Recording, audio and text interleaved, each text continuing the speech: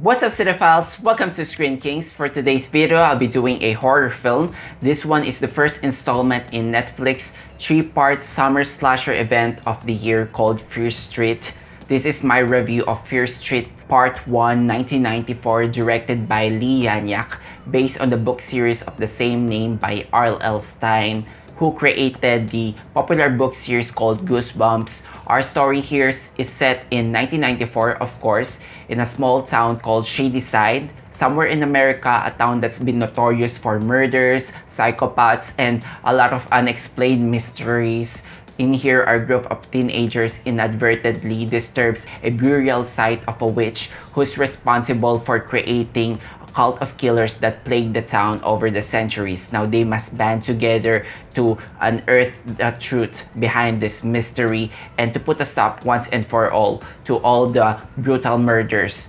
Now, before I continue with this review, I invite you guys, if you haven't subscribed yet to the channel, please do so by hitting that subscribe button for weekly reviews of movies and TV shows. And I'm also doing reviews for part 2 and 3 for the following weeks to come. So make sure to stay tuned for that. Also, while you're at it, give this video a like because it really helps the channel.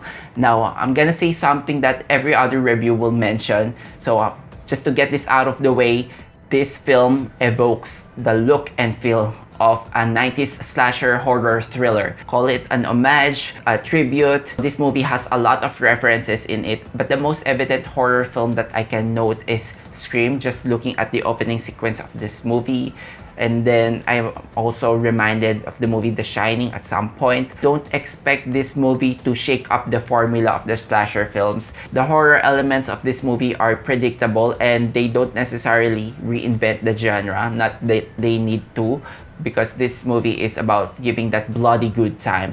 And we get a lot of excellent slasher set pieces. Some are occurring in the high school, in the grocery store, and one is in the mall that kind of reminded me of the Starcourt Mall in Stranger Things. In terms of campiness, this is very much fun. There are still some dumb decision making here, but I guess that's already a prerequisite by now when it comes to horror films.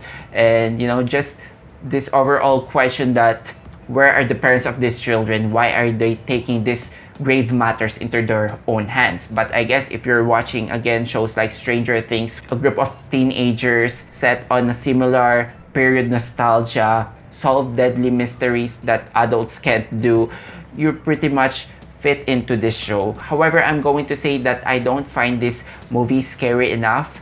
And that is coming from someone who gets easily spooked by these horror movies. Maybe I've started to grown out some of the horror films that I start to feel desensitized by its nature. But yeah, I can imagine some of the hardcore horror fans to be let down because it's not scary enough. When it comes to violence and gore, this show does not hold back. There are some also jump scares that got me, and one particular scene of gore that made me sick to my stomach. I had to look away because I was just caught off guard. I'm pretty sure you'll know what I'm saying if you've seen the movie. And yeah, just because it's not scary enough, it doesn't mean that the stakes of this movie are low. It remains to be at high, and that's because of the characters here who are so likable. You felt like you enjoy very much spending time with them, but at the same time, there's fear that some of them might die because this movie does not play nice. No one is truly safe in this movie. On the third act, I was lulled into this false sense of security that maybe we can achieve a happy ending for most of our characters, but no, it pulls the rug off of you. And yeah, now another strength of the show is the casting. These are a bunch of relatively unknown young actors, but they quickly prove their worth in this film because they're instantly likable and memorable in their roles. I love the diversity of the cast. Also, it helps that the script is really invested in fleshing out these characters, because in some slasher films you can really tell that these characters are just cannon fodders because for the most part they're just running away, they're barely characterized beyond their basic profiles, and you know they're gonna die and you frankly don't care about them. But in here, there's a great emotional investment, and that is not something to be underestimated in a horror film like this. I think that really drives a lot of impact to the story. The movie finds a balance in giving these characters tense moments to run and at the same time giving them moments to hash issues about themselves, because these are teenagers. They all have to find the time to self-actualize because they are born in a town that's connected with poverty and drugs. And speaking of drugs, two of our characters here peddled smuggled pills as a way of living, and I love that the show does not judge their hustle, does not punish them just because of that, but rather understands this character that they have to do it because it's just an extension of their struggle.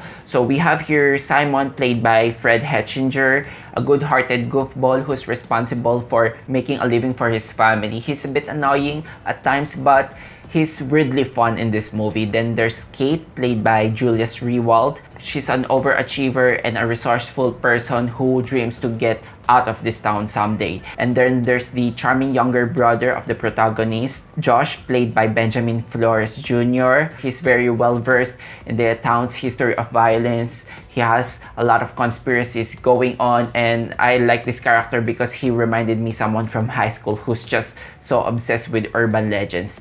Then our main protagonist here is Dina, played by Kiana Madeira. This girl harbors a lot of angst, and since this show features teenagers, there's also high school melodrama, even though their greatest threat here is being chased by a killer. The show also makes a point on highlighting their own pressing issues, no matter how petty some it may sound, like getting over from an ex. In here we have Sam, who plays Dina's ex, played by Olivia Welch. What I do love about this movie is it just casually introduces that lesbian love angle. I think they did the representation right here, and yeah, you can almost feel it on some movies that they're just ticking off boxes when it comes to LGBT representation. That's not what they did here.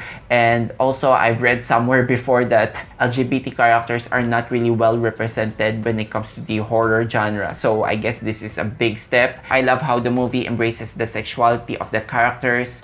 And speaking of sex, you know, in some slasher movies where teenagers find the time to have sex in times of danger, something happens here in the similar vein. I'm starting to roll my eye, but when I realized that they're actually doing a parody of the 90s slasher films, I was kinda laughing when that particular moment happened. In terms of the direction here, let's talk about Janiak. I don't know this filmmaker. She has one horror film under her belt, which is Honeymoon, and then directed a few episodes of the Scream TV series.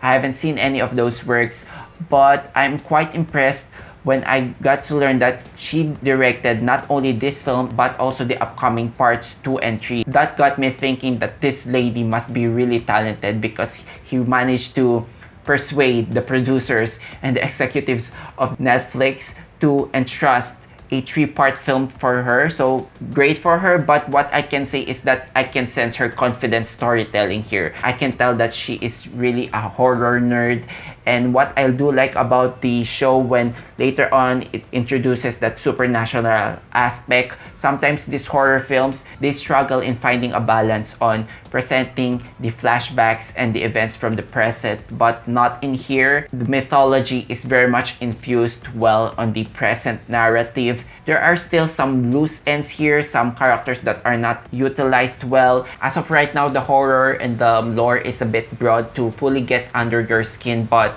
that's okay because this is a 3-part film series, and you know that they will delve more into that supernatural aspect on parts 2 and 3. At this stage, the mythology and the horror is not yet convoluted, so you can basically turn off your brain and just enjoy this bloody good time. This franchise has a lot of promise. I love that it's not pretentious, but at the same time, it packs something more interesting to entice the viewers. So I'm gonna give this one a 4 out of 5 stars. There's a lot of that slasher thrill, that supernatural mayhem, that vicious gore, those elements that a true horror fan really love. And yeah, this is already a high score for me, considering that I'm not really a fan of the slasher subgenre. I tend to groan or roll my eyes while watching these types of movies, but in this case, I actually had fun watching. Of course, notwithstanding the fact that the next 2 sequels will eventually determine if the whole franchise will end up being something that's truly memorable or something that's generic in a slew of saturated slasher films. But that's it for my review of Fear Street Part 1, 1994. Let me know what you think in the comment sections down below. As always, if you enjoyed watching this video, hit this like button and subscribe to us for weekly content. Thank you so much guys for watching. Until then, see you on the next one.